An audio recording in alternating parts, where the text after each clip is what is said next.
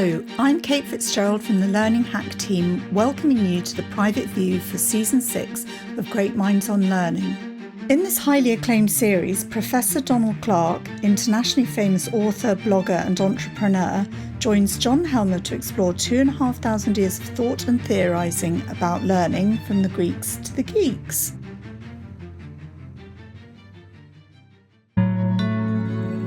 Ahead of the launch of this latest season of the podcast, John and Donald got together to give a sneak peek at the delights in store. Welcome, everybody. Donald and I are about to embark on a brand new season of Great Minds on Learning. We have 5 seasons under our belt so far. But before we rush into talking about the future, we're very excited about the next season. Before we get into that, it's worth a quick pause maybe to look backwards at what we've done so far. Donald, what surprised you maybe about the seasons we've done so far, and what the reaction's been like from your point of view? Yeah, it's very interesting because this whole podcast thing, of course, as we know, came from nowhere. Nobody predicted 10 years ago that, half the world would be listening to 1 and 2 hour long audio only experiences from their mobile phones, or out walking the dog, or in the gym, or while they're washing the dishes or whatever. But that did happen. So I think what we did was we recognized that was a great medium, especially for learning these very abstract, deep. These are, I think it would be fair to describe, we do fairly deep dives into topics at quite a high theoretical level, calling upon the theory, being critical of the theory. And what has surprised me is how much people like it, actually. When I'm out and about at conferences and whatever, I can't tell you how many people come up and mention the podcast, because that's how they got to know me, because they hear my voice, they hear that I'm Scottish, they get to know you, John, they get to know us as people in a way that they don't in other medium like blogs, because we're speaking as we're speaking now, speak as real people. You can't help but be authentic in a podcast. Yeah, that could be a bit disconcerting when people come up to me and start talking to me as if they know me very well, and That's right. and name checking the head of fact and stuff like that. Yeah. And I'm thinking, do I actually know this person, or are they just kind of seen us on the podcast? Because sometimes you can't quite tell. But another thing that I think is interesting is when people do discuss the podcast in detail with me, they quite like the idea that there was this vacuum, which was learning theory and learning theorists, because people are busy, they have busy jobs and so on. They don't have time to read all the papers and the books and, go down. But, because I had been writing this stuff for many, many years, over 30 years, really, in blogs and so on, there was a body of knowledge we could call upon. And you don't have to read all the books. Other people can do it for you a little bit and then synthesize. So I think people were grateful that there was a filling out of learning theory and learning theorists, many of whom they hadn't heard of before. Some real surprises. People were saying that they really enjoyed hearing about X, Y, or Z. Yeah. That's another observation. But another one, I think, is I've learned a lot by doing it. It makes you work hard doing one of these podcasts, as you know, John, because you really have to do the research. You can't sort of wing it. And secondly, I really enjoy them. My work by and large is quite solitary, whether it's writing books or, preparing things and so on. And I really like the dialogue thing, like we know each other, we've known each other forever and a day. We know each other well. We're very different. I think that helps enormously, that we've got a nice contrast thing going on. So you've got to enjoy it. Like, how many have we done? 30 odd or something? And we're now just recorded the 31st. Was that the 31st? So that's a lot of podcasts. It is.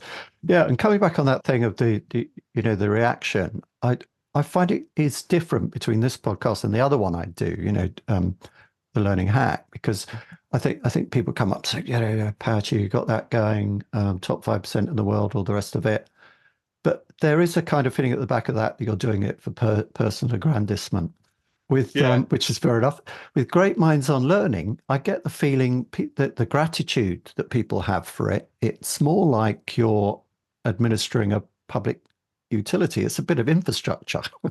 People are so Yeah. grateful for it because it is, this kind of knowledge of how learning works is part of the oil, to use a rather old-fashioned metaphor, on which the kind of learning machine runs. People have to know this stuff. They have to know how to do it.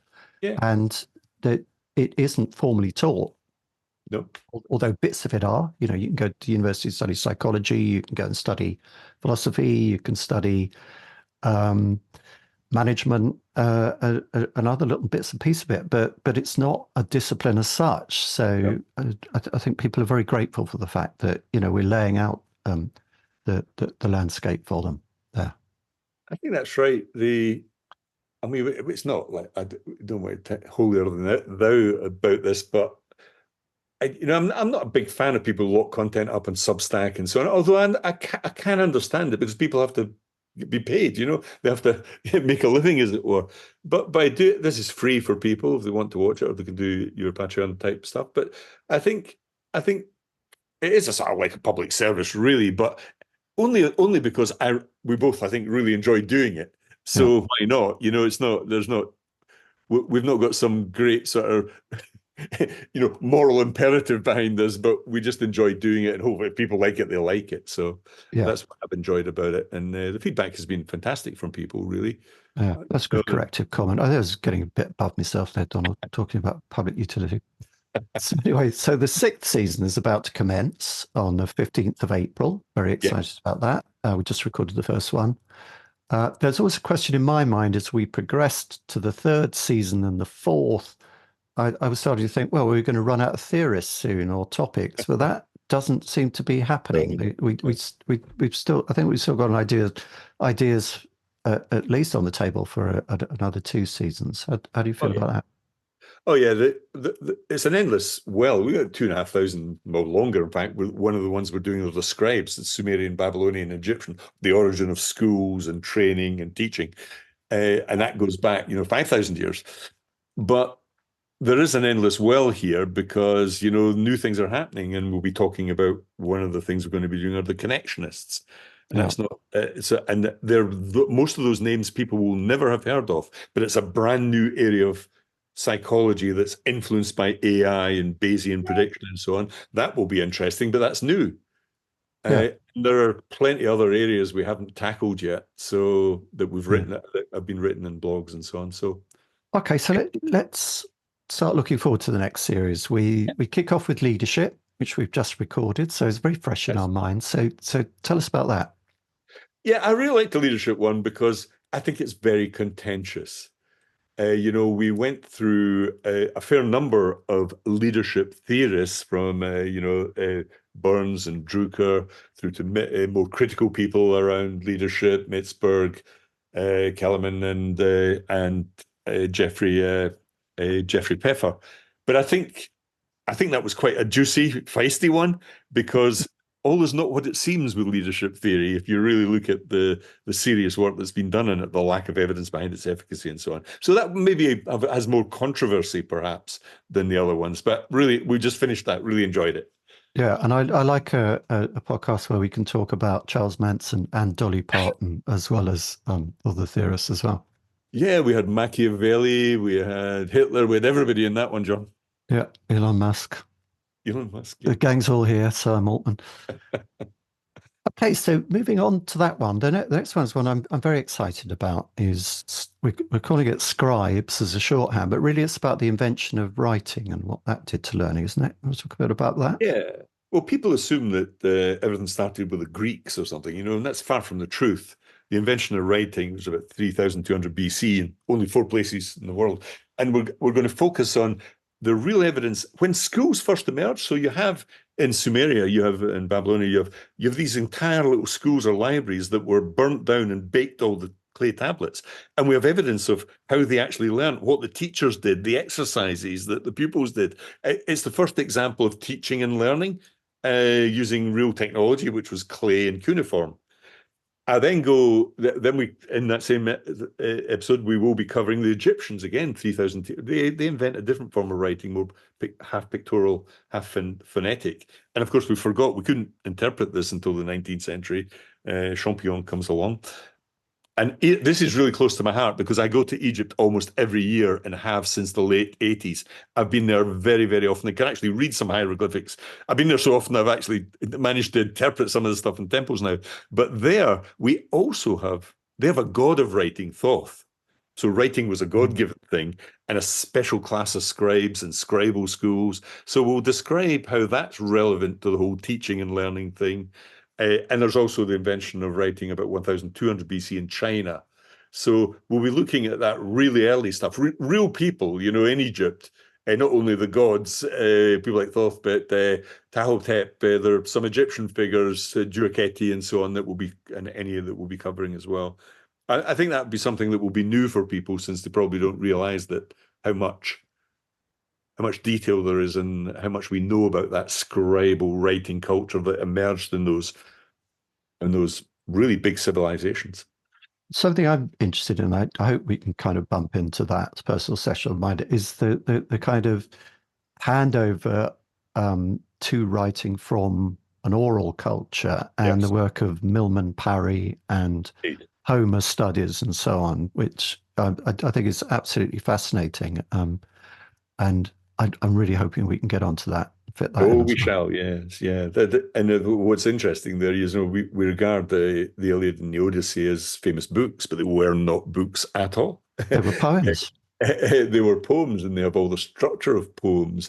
And I remember I shocked an academic once to give a talk at the Brighton Festival, and I said, well, I'm not too sure we should be teaching the Iliad, and maybe it's a good thing that young people come to those books through feature films, because that's an oral and visual telling of the story. Because the Iliad is actually an incredibly difficult book to read, and if you've ever tried it, it's torturous. Yeah. He was quite shocked by this suggestion that we don't teach it from the book, but of course they were oral phenomenon, yeah. Yeah, of course. I mean, you read it now, you got a translation of the Odyssey, which does actually read really well. Yeah. You kind of read a prose narrative, but of course the origins of this, according to Parry, are that you would come to a local pub, local tavern, maybe, and then the rhapsode would turn up and the audience would gather around and he'd get out his two-stringed instrument or a lyre or whatever. I'm kind of mixing up ancient Greece and Yugoslavia. Yes.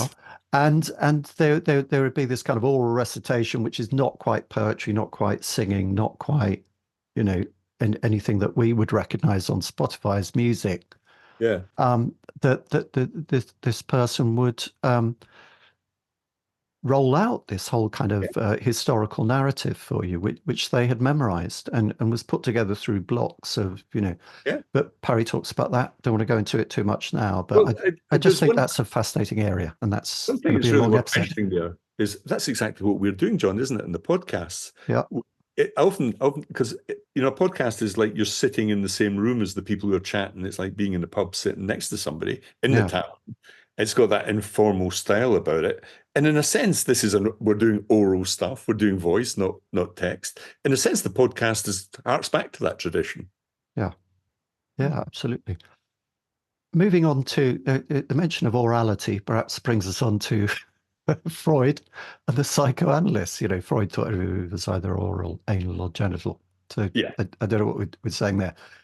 Psychoanalysts is next one. I'm quite keen to do that because I was very entertained by entertained isn't probably the right word, by Janet Malcolm's book in the Freud Archive, which is about the whole kind of controversy over Freud, Fleiss, and the subsequent legacy and of Freud among the psychoanalysts.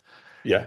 And I'm really interested to kind of to get your take on that and to fill that out and how that relates to learning.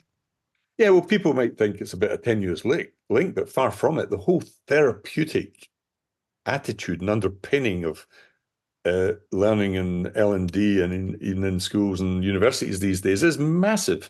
And a lot of it goes back to that Freudian tradition. So we'll be starting with Freud, of course, because almost nothing has survived of Freud, his interpretation of dreams, humor. It's all gone, it's all been demolished. But interestingly, London was, England really took it on in anger, and we'll be covering Anna Freud and Melanie Klein, who really took all that stuff and started to apply it to learning and education in particular in London. And then Carl Rogers is the big figure here, of course, because he brings it into, he sort of translates it into coaching and mentoring, and we all know how big that is. So that's going to be this is not a history lesson. This is about where this came from. Is it right? Is it wrong? How substantial is it? And what effect has it had? So that will be fascinating. Is psychoanalysis just elaborate storytelling, as some people would say, or has it got the meat that those people claim it has? I think the fact that it still has this kind of ambiguous or multibiguous, if you like, if that's a word, kind of meanings in our culture means that it's still alive as a preoccupation to a certain extent. I mean, the ideas are still with us and the controversy is still with us. Yeah. And talking of controversy, after that, we'll be moving on to the continental theorists. Yeah. Which it sounds quite a dry title, but who are the people in there and what's this all about? Yeah, well, I mean, there are many of them, but I've focused down. I mean, there are loads of other people you could go into that are relevant to learning. We'll do that in another podcast. But here we're going to go to almost the base theory around continental philosophy that did affect learning in some ways, and that's Heidegger, Foucault, Lyotard, and Derrida. So these are the four big names that people often call upon for critical pedagogy and so on. And these are figures I know well. I did a degree in philosophy and postgraduate work with some of those people. And this is a good example of, I doubt if many people in L&D have read Heidegger, but if you had to, somebody else could do it for you because it's tortuous. And the same is true, to be honest, of Derrida. Is almost impossible. Yeah. And I doubt if there are many people in L&D who've had lunch with Derrida. Which yes, I have had lunch with Derrida. We do have to bring this up. Yeah, we do. That's an unusual claim to fame. But that will be an interesting, because the big figure in there actually in terms of influence is actually Foucault. And again, I don't think many people have actually read the original books, which I had to and did when I was younger, when they were first coming out, to be honest. Some of this stuff, certainly not Heidegger, but certainly Foucault and Derrida, they were around and alive and publishing when I was a student. And as I say, I went for lunch with Derrida. So I think that will be a very interesting and maybe a more sort of esoteric one, but we'll make it relevant. Yes, I've always loved Foucault's idea of serial incarceration. That you go to school and you're basically incarcerated, and then some other education institution maybe, and then you go to work and you're imprisoned. Correct. And I read them quite soon after I'd stopped being in a punk rock band, so those ideas resonated with me. We're all in prison. Yes, of course we had Derrida in Scritti Politti. I think had Derrida in one of the. Oh yes, yeah. Politics is prior to the vagaries of science. Is one of the more unusual pop lyrics, guys. Yeah, you don't get that from Taylor Swift, I can tell you. You do not, do you, John? Yeah. And so the next episode is actually going to be something unique that we've never done before. We're going to do a Q&A, and we've really very much enjoyed on the live appearances we've done, the Q&As. People standing up and, showing us that we actually have flesh and blood listeners, which is brilliant. So we're going to devote a complete episode to it. We're very reliant on people to send in their questions. So you can send these either to Donald or to me. We're both very active on social media, especially LinkedIn. We'd prefer that you sent your questions for this episode in as direct messages rather than putting them in the public forum, because if you do that, everyone piles in, you feel you have to make an answer, and we actually have the discussion in social media rather than within the podcast. So send them to us, either to Donald or to me. It doesn't really matter. We can both bring them along. If you want to email me, it's john@learninghackpodcast.com. It's fairly easy to remember. And we really look forward to dealing with those. The next one is going to be the last in the season, and we're probably going to do this. I should say that there could be change to any of these up to now, because, it's the world we're living in, is a world of change. The current plans are for our last episode to be, we're recording a live event in the Netherlands, and it will be about connectionists. You want to talk a bit about that, Donald? Sure, yeah. So I'm really looking forward to this one, because since late last year, I sort of took some time off and did a pile of reading, really. And one of the things I was really intrigued by was a new area of psychology. And this is fresh, right off the press, as it were, because the artificial intelligence thing that has exploded, there have been a number of theorists in psychology. So the whole AI, generative AI, came from a number of people like Hebbs, and we've covered this before. Hebbs, Rumelhart, some of these people, and even Geoffrey Hinton, who has a Nobel Prize in AI and actually invented generative AI through inventing back propagation, was actually a sort of cognitive psychologist. A lot of people don't realize this, that a lot of the stuff that inspired AI came from looking at the brain at the level of a neuron with Hebbs, but also general networks that came through with Pitts and McCulloch and so on. But we covered that. But this is there's some new kids on the block here, well, some not so new. And we call these the connectionists. These are not the connectivists, which is Siemens and Stephen Downes and so on. This is connectionists. In other words, in what way is psychology, or what we know about the brain and how learning works, what can we learn from AI? There's a sort of dialectic between the two, because it's starting to uncover some interesting things about how the brain is a Bayesian engine that projects forward. It doesn't just receive sensory perception. So we're going to cover, first of all, we're going to cover some old names there, and that's Hume, Parfit, and Strawson, who are three philosophers who talk about the self. What is the self? What is consciousness?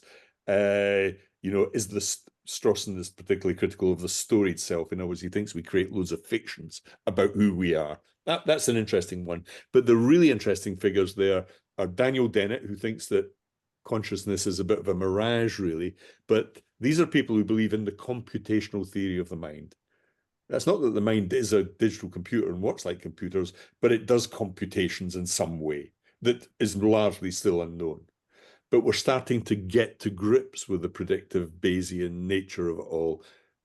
The brain is a predictive engine. And there we'll be looking at a really fascinating guy called Nick Chater, who wrote a brilliant book called The Flat Mind, and this has real practical consequences in learning, because he claims actually that most of what we teach is a waste of time, because it's not how the brain works. The brain is much shallower than you think. So teaching it deep concepts like values and so on, or unconscious bias and so on, a complete waste of time.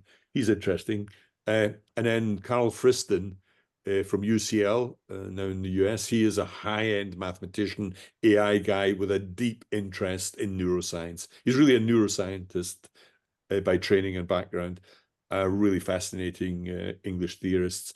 And then Andy Clark, who was at Sussex, I think he's at the University of Edinburgh now, who wrote a really good a book about how, again, the brain, computational model is a predictive thing, and how that actually produces dreams, hallucinations, when you take drugs, even some forms of psychosis, are all because the brain is a seeking predictive engine and is constantly misfiring when it doesn't find something. Hence schizophrenia, hence dreams, that sort of ill-formed reaching out by the brain, but it doesn't have anything to latch onto. And all of this we're doing in the context of learning. In other words, what does this tell us about how we should be helping people learn? Okay, marvelous. Looking forward to all of that. Yeah. The brain as a prediction engine obviously has imperfections, as you mentioned. So there could be some change in what we're predicting for the rest of the series, but largely that's the shape of it. And we hope you like the sound of it. And we're interested in, in sending in questions for the Q&A, what suggestions you might have for areas you'd like to see us cover and so on. So we'll be publishing episodes fortnightly, as usual, from the 15th of April onwards. Don't miss the first one on leadership. Mm-hmm. Make sure you're subscribed so you get the whole series. We're also on YouTube, and you can subscribe there as well to get that pushed to you. And get your questions into me or Donald as DMs, please. And thank you very much. Look forward to yakking at you for the rest of this season. And thank you very much for following us so far, and I hope you continue to do so. Great Minds on Learning comes from the Learning Hack team and is produced by John Helmer. The podcast is based on a series of blog posts written by Donald Clark, and we thank Donald for his kind collaboration in this project. If you'd like text summaries and transcripts for these podcasts, as well as ads-free listening, early access to episodes and more, why not join the Learning Hack Pack? For less than the price of a coffee, you can get all these benefits and help to sustain us into the future. Go to patreon.com/learning hack for a 7-day free trial. That's patreon.com/learning hack.